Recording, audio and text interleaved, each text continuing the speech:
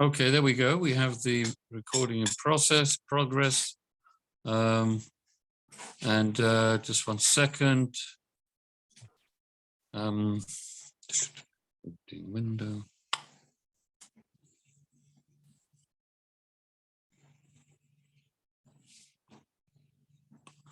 Okay. All right, we'll try that. Okie doke. Everybody, good morning. Welcome to the ladies' Shiur, the Parsha Shiur. Parsha's Behar-Bechukotai, a double whammy this week again. Last two Parshas of the book of Vayikra, and it comes to quite a dramatic conclusion in Parsha's Bechukotai when we're discussing all the blessings and the curses that come to the Jewish people if and when they keep the Torah and when they are rewarded, and the opposite, right? And but let's just discuss for a moment the title of the first parsha, and the title of the first parsha is, of course, Behar. And the question, of course, is why is it called Behar as opposed to Behar Sinai? The title is only Behar. Now, normally, of course, Har here, we represent the mountain of Sinai. That is the greatness, because it's a mountain that was unlike any other mountain.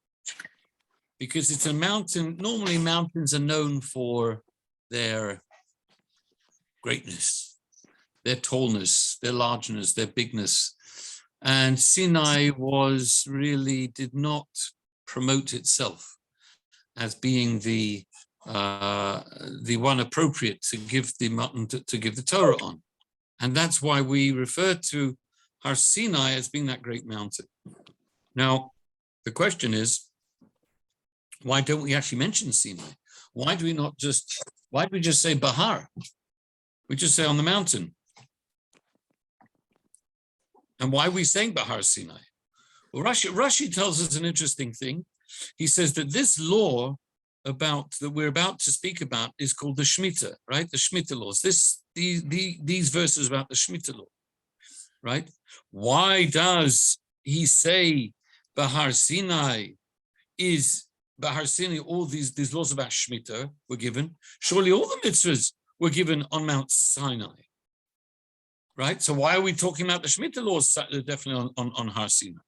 So he says that just as though the Shemitah, all the details, the principles and the details were given from Sinai, and they were actually repeated later on when the Jewish people came to the Arvos Moab, that's the plains of Moab, just before they were about to go into the land of Israel. They were also repeated in the book of Deuteronomy. Now, the book of Deuteronomy, we don't really find any repetition of the laws of Shemitah, but nevertheless, they were repeated. So this is really to teach us that all the laws and the mitzvahs of the Torah were given both at Mount Sinai and at the plains of Moab. And that's why we're mentioning it now. But why not mention, oh, hello, come in, welcome. Why do we not mention Har Sinai?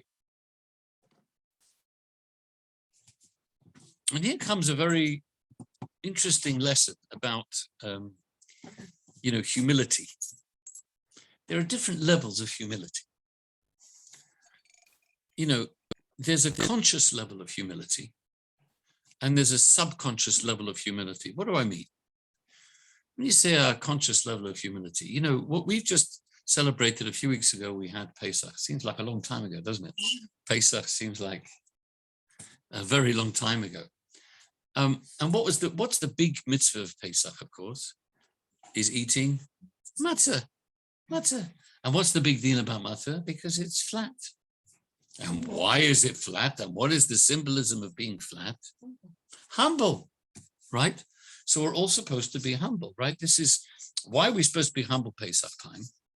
Well, it kind of makes sense in a sense, because we are remembering and reliving our birth as a nation, because Pesach was when we were born. We're on page 810, by the way, if you want to follow inside. and please help yourself to tea, coffee, whatever. We began as a nation on Pesach when we came out of Egypt. And therefore it's appropriate that we should feel a sense of humility and humbleness, when we started as a nation. So therefore every year we have a whole festival devoted to our redemption, which should give us a sense of humility. And that is really, in a sense, the basis, it's really the basis thing. What is the first thing a Jew says in the morning? Moda'ani. In fact, that's the word, from Moide, it comes from the word, Yehudi. Yehudi is like from Yehuda. Right. Yehuda, Modeh, it's the same root. Because Modeh means to thank, to maybe admit. Yes, sometimes you say, in Hebrew, modern Hebrew, you say, Ani modelecha, I agree with you, I agree with you. Modeh, I agree, I admit, I agree. So this, in a sense, is what Jews are all about, isn't it? Sort of a sense of humility. But that's like stage one of Judaism. It's interesting, if you know that on Shavuos, a few weeks later, just 7 weeks later, we have a festival, which one of the sacrifices that were brought on that festival are two loaves of bread that had to be chometz, that were chometz. It's unusual. Chometz. Most of the sacrifices, by the way, almost all of the sacrifices were matzah. They used to bring matzah together with the sacrifice. When was this? In the times of the temple. Yeah, I know. In the temple times. I understand, but when were they giving it? I mean, in general, you're saying. In general, during the times of the temple. Okay. Yes. Pardon? What is matter? Matzah, you said. They used to bring matzah. No, matzah. Oh, matzah. Sorry. Matzah. Yeah. No, with the korbanos, with the sacrifices, they had to bring certain breads, loaves of bread, but they weren't loaves of challah. I mean, some of them are called chalot matzot, but they were all different kinds of matzah. So there's the idea of humility again with all the sacrifices. Always matzah, always matzah. But two exceptions actually. One exception is what we call the korban todah, which is the Thanksgiving offering. Todah, again, todah, from the same word lahodot. Yeah. Lahodot, to thank. You thank. So listen, moda'ani, I thank you. Yeah, todah. Hello. So, and also the two loaves of bread on Shavuos, which were made of chometz. Now, what's going on here? Why chometz? Why chometz? If the idea is humility, so Shavuos should be surely another idea of humility. So here we come to an idea. It's very interesting that you see humility comes in stages. It comes in stages. As we said before, sometimes there's a conscious humility. Right? We just said this earlier, where you purposely try to humble yourself. Yes? Hello, good morning. You try to humble yourself. And Hashem really likes this, by the way. If you look through Tanakh, you find various cases where there were very naughty boys around, naughty boys, naughty girls. They were mainly naughty boys. A lot of the kings, right? And for example, King Manasseh. But quite often they did tshuva. And King Manasseh, he was a very, very bad king. King Manasseh, terrible, one of the worst we ever had. King of Hezekiah. But at the end of the day, he did tshuva. At the end of his life, he did tshuva. And Hashem said, oh, I have seen that you have done tshuva and you have humbled yourself before me. You have humbled yourself before me. Wow, that Hashem said, no, I'm going to forgive you. I'm going to forgive you. So he got forgiven for like pretty much most of King Ahab as well. But Ahab, Achav, Ahab and Jezebel, Izebel. Yeah, she was terrible. But he was also very naughty, and he did tshuva at the end of his life, and he was forgiven for 90% of what he did. All about humility. Hashem likes humility, and he hates arrogance. He hates arrogance. He can't stand it.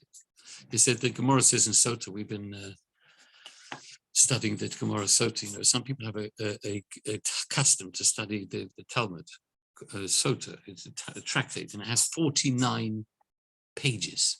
So one daf a day between Pesach and Shavuos. You see. So then the Talmud speaks about all the terrible things about arrogance, pride, haughtiness. On a non-secular level, Jewish people actually have a reputation of being arrogant. They do. If you actually look up, since I actually looked up once, and there's a lot of things about Jewish people being arrogant. Now, why do they have that? Why do they have that? Can we repeat this question for the people?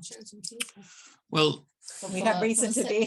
this is an interesting question. The question is, Jews sometimes have the appearance of being somewhat arrogant. I would say to you the following. I would say that throughout history, perhaps some of it, we do have a challenge in this regard. Although we're called Yehudim, yes, I think the story is like this. I think when Jewish people remember their roots, they remember who they are, and remember their mission. Okay, as spiritual ambassadors to the world, then there's no reason for them to be arrogant or haughty or proud. I think perhaps some of our fellow brethren perhaps get a little bit distracted by the material success that they may have in this world. And sometimes that material success brings us to a degree of amnesia, shall we say. Come in, brings us to a state of amnesia. And we kind of forget who we are. And this has been a big challenge over the years, hasn't it? Over the years, that when we get a little bit too carried away with our own, whoa, look how wealthy we are, look how affluent we are, look at this. And we forget sight of, hi, good morning. We forget sight, we lose sight of who we are, what our mission is. I mean, then I think it's a problem that then the non-Jewish world notices that. And that sometimes can be a bit of a cause of anti-Semitism, okay? I seem to remember being very surprised years ago. I have this book. I read that Winston Churchill, who called himself a Zionist. He was very pro-Jewish, very pro-Israel and everything. I mean, even though he gave Abdullah, he gave Jordan over to the Arabs in 1920 or whatever it was, basically. Today's modern Jordan, which was part of the official Palestine mandate, was handed over to Abdullah, who was the Hashemite king at the time. So that was like 2/3 of Palestine mandate, which was supposed to be set aside for the Jews, yeah, after the World War I at Versailles. And he gave that over to but still, he was a very, very pro-Jewish, very pro-Israel, etc., etc., called himself a Zionist. Now, he wrote a book, or a few books, called History of the English-Speaking Peoples. History of the English-Speaking Peoples. I seem to remember I got that book. I bought that book somewhere, maybe in a second-hand shop or something. I can't remember. And I was just reading through it, and I just was looking at the section dealing with England before the Jews were expelled, right? And he starts writing something very interesting. You know, he says that the Jews who were living in England at the time, we're talking about the Jews were expelled in, and you remember when the Jews were expelled from England, from jolly old, also, sorry, what year? 1190, I believe. 1190. They were expelled from Britain by King Richard, I believe. Yes. And he, I read something that's sort of quite, I set up. And see, Churchill writes, he says, at this point, whatever he was in the process with it, he says, the Jews of Britain made a fatal mistake. And I was like, what's the fatal mistake? And he said, basically what he was saying was that they had managed to establish themselves quite well here in England. You know, they came with William the Conqueror. You know, William the Conqueror 100 years before. And they had established themselves pretty securely all over the place, in many places, including Oxford, by the way. There's a whole Jewish community in Oxford. And they were everyone. And it seems that they had become quite, you know, they were moneylenders quite often because that's all they could do. They were the first bankers. There was a Jews bankers. Moneylender sounds terrible. Oh, moneylender. But that's exactly what banks are, isn't it? So, and that's kosher. Oh, banks are kosher. But the Jews were moneylenders, and it seems they've been doing very well, and it seemed they'd become rather affluent. And he said they started to flaunt their affluence. Now, where did he get evidence for this? I've got absolutely no idea. But this, he says it like, you know. So I think, why am I saying this? Because I think that's part of the problem, that sometimes our affluence causes us, and the Torah says this, by the way, it warns us that God will bless us and we will be affluent, but we shouldn't kick. I also heard on last Shabbos, I was in Shiur, and I also heard the Rabbi saying that King Richard, Yes. how far we've come. Yes. Because King Richard at the time, Jews gave gifts and whatever, and they landed up in prison. And that was very troubling. Give gifts to who? You mean? They gave gifts to King Richard because it was the time of the coronation at that time. Oh, I see. Okay, well, let's not get too far in that, because that's a whole shiur. Yes, okay. That's very disturbing to think. Yeah. Because we gave gifts and we're trying to be, you know. Well, listen, look, the Jews can always be blamed. We're, you know, anti-Semitic, we're talking anti-Semitic. The Jews were blamed because they're communists or capitalists. You know what I'm saying? You know what I'm saying? Iceberg, Goldberg, iceberg. Yeah, you know the story. You know the story with it. So, no, I understand. Yeah, I understand. I seem to remember that as well. That because that was a whole. It was a controversial coronation. I don't really know. But the point is that now, if you're an ambassador to a certain country, do you walk around feeling arrogant and proud? You don't walk around feeling arrogant. You may be proud that you're an ambassador. Feel privileged. Feel privileged, proud and privileged. And this is really what I wanted to say, that the humility that a person, and this is why we asked the question, why does it say Behar? It doesn't say, the Parsha does not say Behar Sinai. It just says Behar. So here, what I'm trying to say is there's two levels of humility. One is a sort of a conscious sense of humility, where a person realizes, like we had with the matzah, with Pesach, where you appreciate, you try and figure out and you remember who you are. This is in a sense the Sinai style, yes, of remembering who you are, where you come from. But then, and we asked the question, how is it that on Shavuos we eat chometz? It's a mitzvah to bring these shtei lechem, which are chometz. Now chometz is the opposite, right? So why do we not have an emphasis on chometz on Shavuos? Why do we have an emphasis of chometz on Shavuos? And that is because, what are we doing the whole time between Pesach and Shavuos? What are we doing? We're counting the Omer. And what are we supposed to be doing when we're counting the Omer as well? We're not just counting, but we're also supposed to be refining our personality traits, 49 of them, okay? 49 refinements, okay? Nowadays, we just say the words, you know, and, you know, how many people are literally working on themselves on a daily basis. People are saying, did I forget to say the Omer? Yeah, no, that's the exactly. Yeah, because now we have the counting. But think about why we're counting it, because of refinement. Number one, but also because of Rabbi Kiva's students. They can show respect to each other. No, but that's not why we're counting. No, I understand. That's why we're mourning. Yes, That's the state of mourning. But that's very troubling. No. Yeah. Okay. All right. We'll speak about that. Maybe we will speak about that. Okay. Well, we will speak about that in a minute. But we're talking about now counting. The counting is because there's a mitzvah in the Torah, and we're counting as a countdown or count up to Matan Torah. That's really, in a sense, what the counting is all about. Yes. Why did they were counting? So the Parsha explained that as they were coming out of Egypt, they were like excited because, you know, next day, didn't they? You know, when you go away on holiday, you're like counting the days. You can't wait till I go to Israel. You know, holiday. It's like you're counting, right? Well, yes. Well, that's another question. But we can't answer all these questions at once. Hold that for later. Why are we counting up and not counting down? Good point, right? Yes. Okay. So, but the idea is that we are trying to refine ourselves and elevate ourselves so that when we come to Shavuos, the time of the giving of the Torah, now we have elevated ourselves, we refined our personalities, so that even the sense of pride that we may have is not negative. It is purely a function of our commitment and dedication to Hashem. And therefore, it's not a self-pride. It becomes a pride that you are just a purely representative of Hashem. So therefore, there's nothing, it's nothing, so to speak, to be proud of, except other than that, you are, wow, I'm a representative of Hashem. You're an ambassador of Hashem. So there's a kind of a natural elevation, if you like. But the elevation is not self-ego orientated. And that's why by Shavuos, Chometz is the key. Chometz is the day.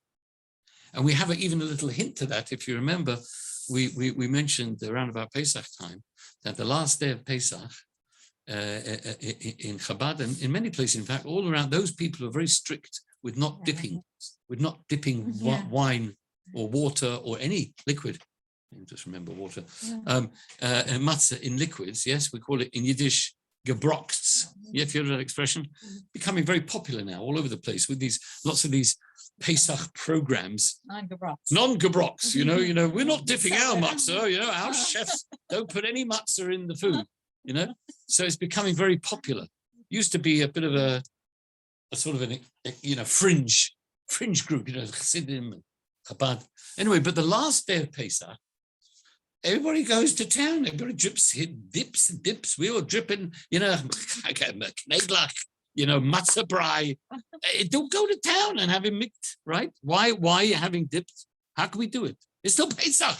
If you're still worried about chometz, it's still Pesach. You're not allowed to eat chometz. But yeah, we take a little, we relax a little bit. We take our foot off the brake a bit, relax a little bit. And we mentioned then, if you remember, that because the 8th day is already, you've come after 1 week of counting the Omer and 7 days of refining yourself. So you've got all the 7 attributes. You've got all those 7 there. Okay, there's still another 6 times 7. Still another 42 to go. But you've got the first 7. And the first 7 really have everything within it. So therefore you've refined yourself. Yeah.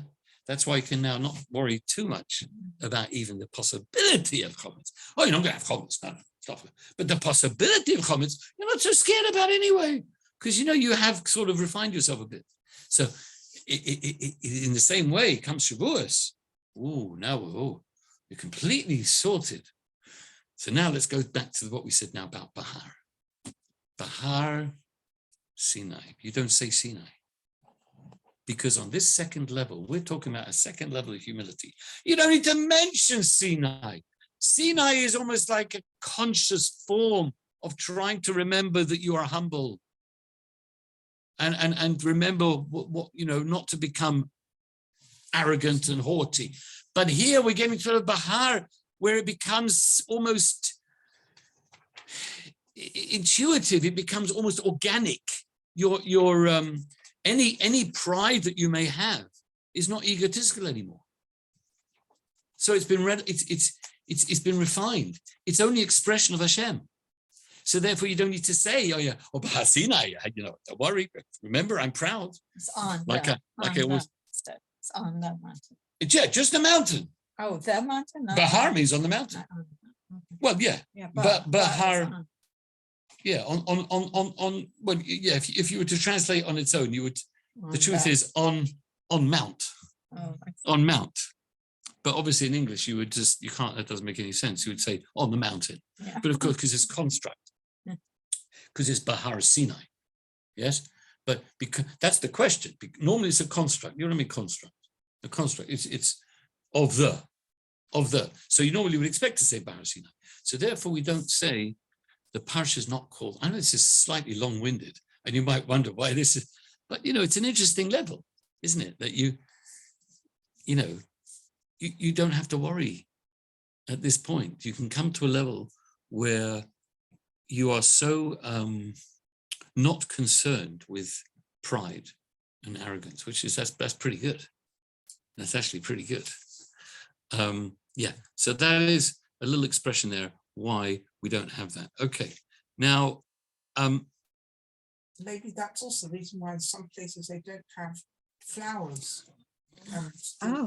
That's also very interesting. I don't know if do you have plants and flowers during Mhm. Shavuos? Yeah, I do that. Yes, the Shulchan Aruch says you Not could do that. not everywhere Yeah, else. why not? We didn't used to have flowers in Masike Hadat. Rabbi Perlman didn't allow it inside the synagogue for some No, we reason. didn't allow it. Don't know why. now? And now? Oh, well, now he's gone, isn't he? Oh, so the new rabbi said it's okay. I don't know what Goodbye. they do now. I can't remember. I think, Yeah. yeah, they've had. I think That's so. all the shivas they do. Oh, Don't know. I think the possible concern that they say in the temple you're not supposed to have a tree, trees because of the possibility of the Asherah tree. Ah, Yes, which people used to. It was a big. worship. It was a big fad. Yes, it was a big idolatry fad in the times of the temple, and everybody was worshipping these trees. You see, and so the Torah says, you shouldn't have any trees in the temple, or shouldn't have any. You're not allowed to have any trees in the temple, because of the possibility of people worshipping them. Yes. So perhaps people have borrowed this with regard to the shul, that shul is considered a mikdash ma'at, a small temple, but there are many authorities that hold that, and it's in the Alter Rebbe's Shulchan Aruch as well, by the way, Shulchan Aruch, that there is a minhag to put plants, trees, flowers, because flowers something else, because it says flowers, Har Sinai was growing flowers, it said, on the, on the border. by the Matan Torah. Yeah. I mean, it's a desert, right? But it was growing flowers, so. I think certain shivas they don't have flowers. That's maybe because they can't be bothered. Yeah, know? boys No, are- It's not for the Eretz Yeah. Yeah, exactly. Baruch We atah have Adonai two Eloheinu trees melech in our haolam shul. shehakol I v'vorach. didn't even think about it. Amen. I didn't even think about it. Yes. Okay. Now let's just turn to page, let's see, chapter 25, 55. I want to discuss 25, 55. Yes, very much. Well, it's actually page 824, 824, 825. Just to mention a little bit about what we said before about Sfiras HaOmer counting up, shall we say. It was one of the idea of counting up. And, because I think as opposed to counting down, yes, people do love a good countdown, as at the menorah in Hanukkah, in Bryn Course, we always do a nice countdown. Everyone does a countdown to the rockets. But when you're counting up, you're counting up what you've got under your belt, what you've achieved. Yeah. You see. So in the countdown to the Torah, you're counting up because hopefully you will have achieved a spiritual bank balance that is really quite impressive. So the more days you have, the more days you've worked on yourself, it's you're sort of in a sense where you're happy. You're seeing how much money you've put away in the bank. Yeah. Then you're counting up, of course, because you look, oh, I've got more money. So imagine every day people put £5 away in savings. So every so often they look and they say, oh, God, that's a lot of money. Every day £5, you suddenly, after a year, you're doing pretty good. Vacation money. Huh? Vacation money. Whatever it is, but it's so that's one idea.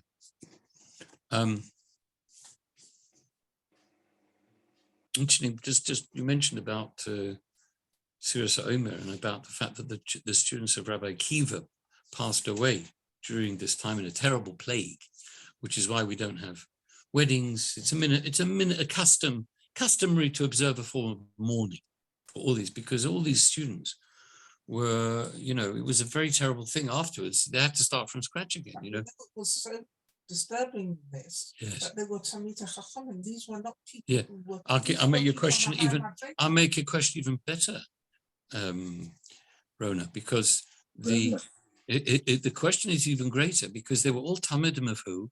The great Rabbi Akiva. That's right. Now, what did Rabbi Akiva teach?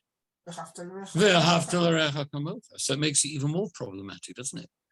If he's the one who taught, and they're all Talmidim, all students of Rabbi Akiva, so surely you would think that they would have absorbed one of the central teachings of their Rebbe, of their teacher, v'ahavta l'recha kamocha. Yeah. So what's going on? What happened over there? So really, the truth is, it was actually, and this is a fascinating analysis. The Rebbe explains how actually they did have the Avos Yisrael. Now, really, what the expression, do you know what the expression is? Well, it says they died, right? They died. The 24,000 students, they died in a plague. And what's the expression why? Not Mrs. What is the exact expression used? Anybody know? All right, come on. Not a clue. Not a clue? It doesn't say that. No, it says, Shelo nohagu kovod zeh lezeh, or zeh b'zeh. They did not give each other Respect. sufficient respect. Right. So it doesn't say they didn't love each other. It was like very fine. Yeah, difference. usually people say, oh, because they didn't love each other. They didn't have Avos Yisrael. Oh, no, it's not true. They had tremendous Avos Yisrael. In fact, the problem is they had a bit too much Avos Yisrael. Has been too much Avos Yisrael. Fascinating idea. Think about it. When you, when you love somebody, you care about them, you like them, you love them, you want to like share with them, I have read this amazing book.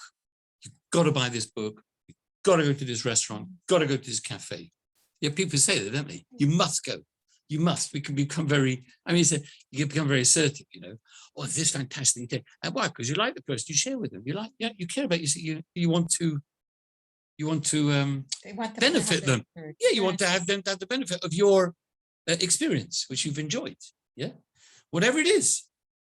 Now, if that is true, sort of speak physically, yeah. If you imagine a great scholar who's understood the Torah and understood the teaching as his Rabbi Akiva, and he's inspired. Wow, amazing. My Rebbe said this, my Rebbe said that. So he goes to his friend and he says, Rebbe taught us this. You know what it means? Like on a deeper level, I'll tell you what it means. And he gives him over a drosha. And the guy says, oh, yeah, but I actually look at it a different way. And he shares with him a different view. And it may be a different, that might be contradictory. So the guy says, no, that's not the explanation. It's this one, right? And they start discussing, start debating. Now, if you don't care about the person particularly much, so you might just say, all right, fine, we shall agree to disagree.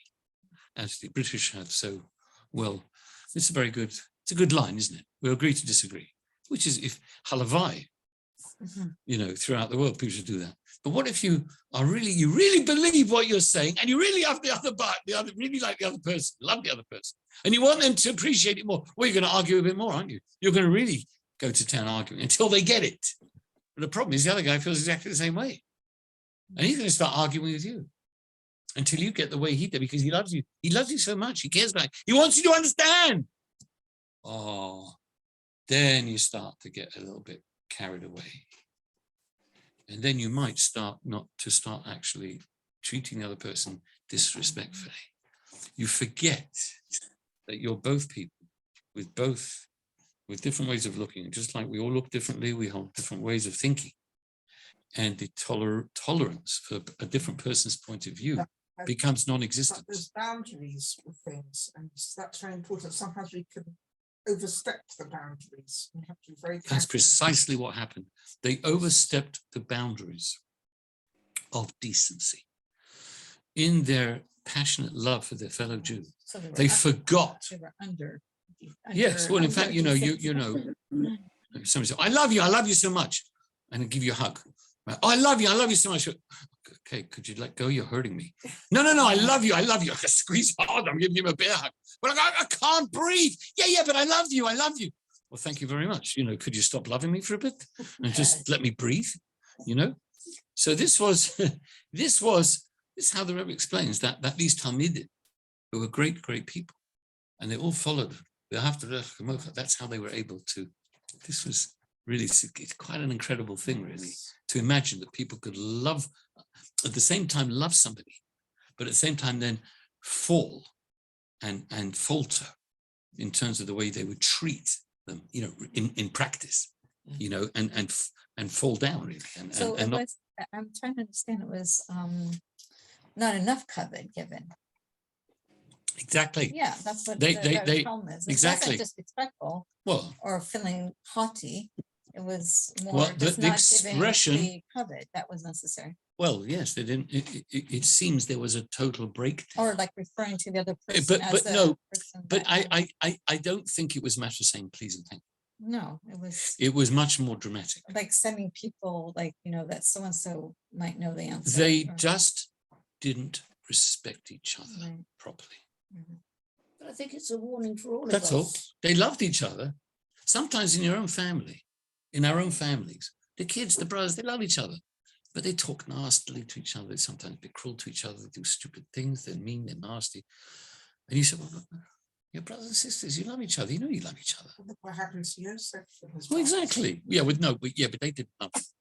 They were very angry. That's That true. wasn't just that was much more visceral. That was jealousy and hatred. That was It says, very- oh, we that was very really love outward. Joseph, but we're going to try and kill him anyway. No, it says they actually hated him. That was Min Hashemayim. That was totally an unusual, totally unusual situation. That was, in a sense, made worse a bit by Joseph himself. But I believe Joseph did love his brothers.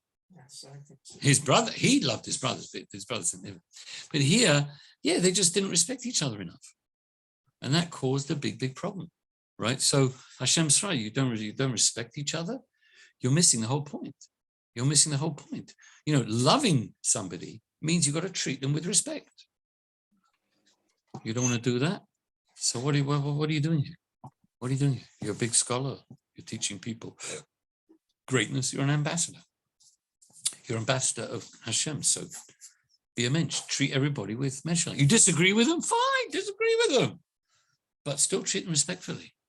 This is now a big problem in politics nowadays, where the people who are on different sides of aisles, different countries, wherever they are, right, left, right, nobody, the respect for the other person has it's just dramatically declined. And people are now very aggressive, and mean and rude and nasty. And that's very disturbing. But is that how they were? This doesn't warrant. No, I didn't say they were like that. It doesn't, No, I didn't say they were like that. it doesn't seem that they warrant a punishment, or was it that bad? Well, remember, we said they were holy, special, righteous people. And Hashem sometimes judges the great Much more. on a more on a higher scale, because more is expected of them. You're disciples of the great Rabbi Akiva, and you are representatives of Rabbi Akiva in this world. You are, so you better make a good name for Rabbi Akiva, and by extension for me, because I'm Hashem, right? So, I mean, you're right. It was dramatic, but there you see how important it is. The fact that we're still commemorating this, right? It means we still have what to learn. These great sages, they were sages. They were all Talmudic. So if you're a sage, you act like one, act like a mensch, and you don't want to act like one. So, people on a much higher level Or judge. are judged on a bit of high level. Our leaders and politicians, when they do stupid things, they get judged. Accordingly. What's going on now in Scotland, the Scottish National Party, now just recently heard that the Welsh, somebody's been, I don't know, he's been resigned, and in New York they just arrested a congressman who was pretending and lying about Israel too. in Israel. All over the place. Anyway, it's a problem. Anyway, let's go to verse 55, page 824, 825. We're going back now to the Parsha. Kili b'nei Yisrael, avodim avodayim, because the people of Israel are mine. This is coming to the explaining that at the end of the day, that all servants, all bondsmen must leave slavery after a maximum of 50 years. That's called the Jubilee year. Yes, the Jubilee? Yes, Have you ever heard of the word jubilation? yes. Why is it? I think it comes from the word Jubilee, which is Yovel, and jubilation, presumably, jubilation is because you got freedom. Yes, because you're free That's why everybody's very happy, Amazing. because it says that these servants in that year, when they were all going free, everyone were going free, they used to have like Farbrengens and parties every night before they're about to go free. Yeah, they'd be celebrating. What They're was going free. It's the a wonderful. youngest that a person could be enslaved? Like, The youngest, yeah. well, it doesn't children, say. unfortunately, in times of children, even children could be enslaved. They were, the parents Well, no, sometimes could not I afford, understand.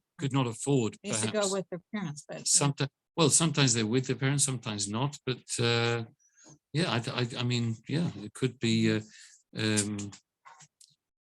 Yeah, remember, we're talking about a society full of poverty, but let's not get into the whole slavery situation, because we'll be here for another hour discussing slavery. We have discussed it but just let's assuming that we have this, which I always used to call the institution of slavery. In my view, we won't discuss it now, but I'm just telling it to you, and as everybody knows, everyone is entitled to my opinion. Yes,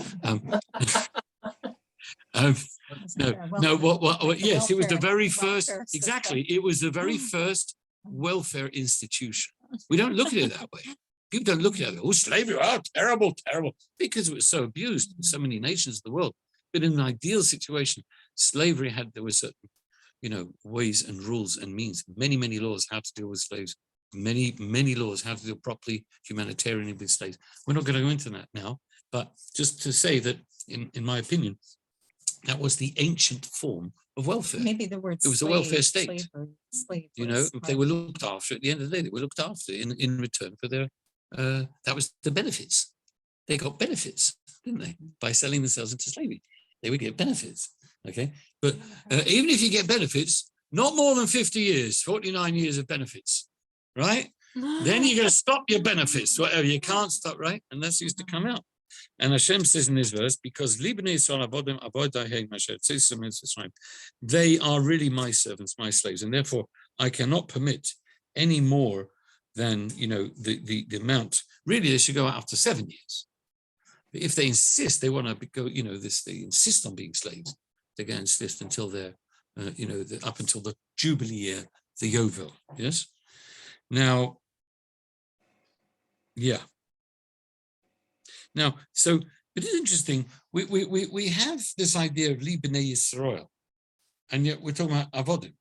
Well, what are we? Are we B'nai Yisrael? Are we children? Are we servants? Our relationship with Hashem is a bit of a double relationship, isn't it? Because we are Hashem's children. We also His slaves, servants. Yeah. Slave sounds terrible, doesn't it? I think the Sonsino word is bondsman. It's very good, a bondsman or bondswoman. Sounds better. James Bond, whatever. Yeah. So, we say Ovinu Malkeinu. So there's two parts of our relationship. Let's understand this. Let's analyze this. The relationship between the Jewish people and Hashem, really as children, was already in Egypt. Egypt, we were B'nai Yisrael, right? Shlachas Ami, B'nai Bechor Yisrael. My child, my firstborn Yisrael. Let my children go, let my people go. Children of Israel, B'nai Yisrael. Because we're descendants of Yisrael, who was Yaakov, right? We're all from the 12 tribes, yeah? We're all part of the, right? So the idea then of Avdus, of being servants of Hashem, bonds, men and women, came at Matan Torah, to give you the Torah. Then we count Hashem's servants. Now, what's the difference, how should we say, from, if you look at the perspective, what's the difference between a relationship between a parent and a child and a servant and a master? Well, he is. That's the negative side, because you don't have to have a biological relationship. You don't normally have your children as servants. No. Not normally. Okay. Although some children might disagree. Okay. And they may say, yeah, we're just slaves around here. You're less familiar, like you're less familiar type of relationship. Yeah, exactly. Oh, now that's about what is not conditional? The parent and child. Now, okay, it's a good point. Not conditional to a degree, right? The relationship between a parent and a child, of course, is natural, isn't it? Right. Natural, biological, organic. Non-conditional, yes, I would say, because usually, although sometimes parents do start making conditions, Yeah. yes, but ideally, our love to our children is quote unquote non-conditional. However, think about it. The natural attachment that children have for their parents, is it a how should we say, is it a must, is it necessary, or can it be, does it always have to be that way? Not It necessarily. isn't always that way. Sorry? It isn't always that way. It isn't, as exactly. Many, unfortunately, sometimes children say, they decide they're not interested. They're not really interested for whatever reason. I think it's an ideal. Yeah, well, it's more than ideal. Yes. But most of the time, or Yes. look, I don't know, I'm not very good at statistics, but naturally, yes, parents, children, parents, it usually works out if there's a proper relationship, proper education, blah, blah. So then there's usually a good relationship. But in many, many cases, unfortunately, kids can, or even parents the other way, oh, he's not my kid anymore, blah, blah, blah, that sort of thing. Or so it can be almost overruled, if you like. And a kid could opt out, if you like, almost opt out. Oh, yeah, well, rebelling is opting out, isn't it? That is a yeah. So it's not a definite. A relationship is not a definite. It's not a given. Now, but it comes to a parent, a servant and a master, a bondsman. I'm getting to like that word. A bondsman or a bondswoman and their master. Is that kind of optional? Can you change that? Huh? It's not optional, is it? That's it. You can't wake up more and say, oh, fed up with this. I'm out of here. I'm off. Master, I hope you don't mind, but it's been very nice. I very much enjoyed the last few years, but really I'd like to, I'm off. Yeah, I'm off. And it's been very nice meeting you. Toodaloo. Hey, come here, you. You can't just do that. You just can't. You can't walk out of your master. You could try. You ain't going to get anywhere, right? You just can't, right? So there's an advantage in that relationship in the sense that you cannot overrule it, and that's forever. I mean, forever. Obviously, in the halachic Torah terms, it's until Yovel, but theoretically, it's not negotiable, right? And it's constant. So when it comes to Hashem and us, our relationship with Hashem before they give you the Torah, we're like children. Wow, B'nai B'chol Yisrael, that's wonderful, beautiful, lovely, normal relationship. But we do know that a whole bunch of people did not make it out of Egypt, right? And we've discussed it on numerous occasions, and it was actually the vast majority of the Jewish people did not come out. According to some opinions, 4/5 of the Jewish people died in the plague of darkness. Yes, why did they die? Why did they die? Were they Rishoyim? What did they actually do that was so bad? Very interesting. You don't know what they did? No. They just said, we don't want to go. We don't want to go. Of course we did. We discussed. That's why I'm surprised that I don't remember. Yeah, we don't want to go. We're going to stay. Thanks very much. It's very nice of you to think. Very nice of you to think of me. Thanks for thinking of me. But They're complacent. They're Complacent. Oh, it was more than complacence. It was, mega complacency. It was total disinterest, total apathy. Like, we really just like to, we just like to stay here if that's all right with you. Thank you. But you guys, listen, have a very, very nice time going off into the desert. Send us a postcard. And sei gesund, Chazak Baruch. Think of us. Don't worry about us. We'll be fine, right? So they just did not want to go, and that was effectively like a child in a sense. I don't want to be with my parent anymore. And in that case, because they had really, they had the opt-out clause, and they all did. I mean, those people, they opted out. Terrible, very sad, very tragic. But it comes to Matan Torah, different story. Now Hashem makes us into his bondsmen, his servants. Can't opt out anymore. No opt-out clause anymore. That's done, it's finished. That was only once in history, which is also explains how we mentioned also before Pesach. Remember, we said by the Rosha of the four sons. What do we say to the Rosha? We blunt his teeth. Yes, the famous expression. What do we say to him? Eloi Yisashami, if you would have been there, you wouldn't have been redeemed. Yeah, it's pretty heavy, isn't it? We asked at the time. We said sounds a bit nasty. It's a bit mean. Doesn't sound very Ufarotster. Chabad, Adas Yisrael. Sounds very mean. You're telling this guy, you would have died, Thank you very much. Is that going to inspire him? Is that going to warm him up? And the answer is actually yes. The Rebbe explains it does. It is a positive thing. Why? Because we're telling him, if you would have been in Egypt, you would have had a problem, because you probably would have been one of the guys who said, no, thanks, I'm not coming. So he would have opted out, and he would have been one of those 4/5. But now we're living after Matan.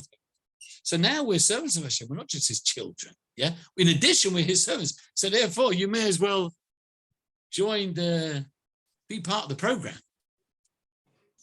So it's with a chizik, you understand? So that is the difference between children but now we've got the best of both worlds. We're Hashem's children, then that's this is the okay. Now, we're almost out of time here. I should say something, of course, on Parsha's Behar-Bechukotai. Behar-Bechukotai is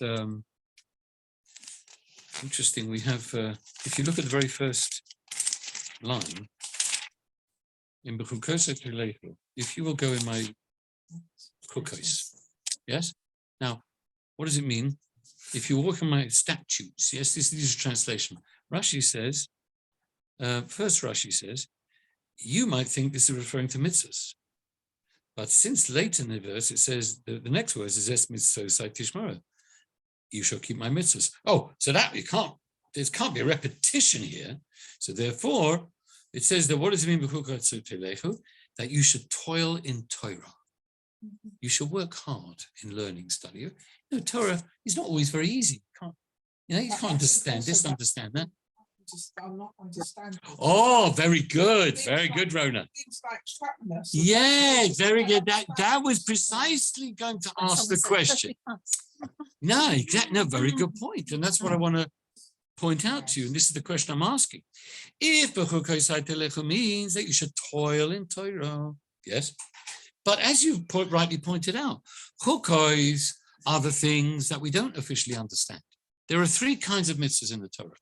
Mishpatim, which we are things that make sense to us, don't steal, don't kill, honor mum and dad, yes, all stuff like that. Then you've got things that are signs, edus, that teach us historical lessons, inspiration, ethics, Shabbos, Yom Tovim, Tefillin, mezuzahs. Yes, these are things that make sense to us once somebody's explained them to us. And then you have chukim like you don't understand at all, like say shatnez, kashras, korbanos, sacrifices, tumatara. So it's funny that the idea is saying telecha that you should toil in Torah, and it's using the word chukos. In Behar-Bechukotai telecha, really should have said in b'mishpotai telecha. See, the word is telecha. Telecha means you walk. Do you understand? But how do you walk and how do you toil in mitzvahs that you don't really understand? That's the question. That's your question, right? The Rebbe asks your question. He asks this question and he says, how could you talk about toiling in Torah when you don't even understand what you're really talking about? He says a fascinating thing. He says, our level of understanding is all very subjective. All of us have different levels of understanding something. And what we understand today, there's parts of things we understand today, there's parts of things that we don't understand. Now, if you work hard at something, so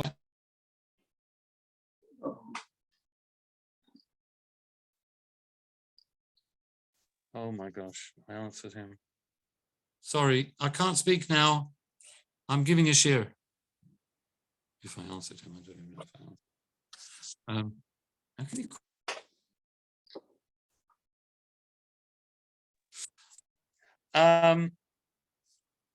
Now I've lost my thought. What am I saying? Where am I saying? So like, Oh, so you have a level of understanding, right? Now then, for example, you come to the shiur, there are certain things maybe we've learned, we've studied, and maybe beforehand we didn't understand, we had questions. So they were in the category of like chokim in a way. We just had an example. We had a question. Rabbi Kiva's Talmud. How did they die? Right? They have to come over, right? There was a question. So we didn't get it. We didn't understand it. Then we studied about it.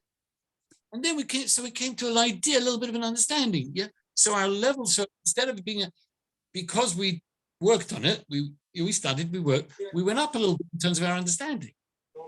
So now the level of what we don't understand, the bar has risen. Do you understand? And then if you keep learning, the bar rises more. So that the things that you don't understand come on a higher level. Do you understand? And it goes up and up and up. it's easier to understand. Well, I would say probably. I'm going out on a limb here. Because you're exercising. Yeah, but no. What I say, there's an expression they say. Science has a great expression. It says that for every one question that we ask, another 10 questions open up for us, which is a bit of a problem because as the more you know and understand, the more questions you're going to have about what you don't understand. You know, this James Webb telescope, right? That every Monday and Thursday is, you read articles that it's changing our whole entire understanding of the universe. Have you heard over and over and over again? This is not true anymore. That's not true. They discovered this galaxy, that galaxy, everything. It's all changing, right? Why? Because you've gone a step further. You're pushing back.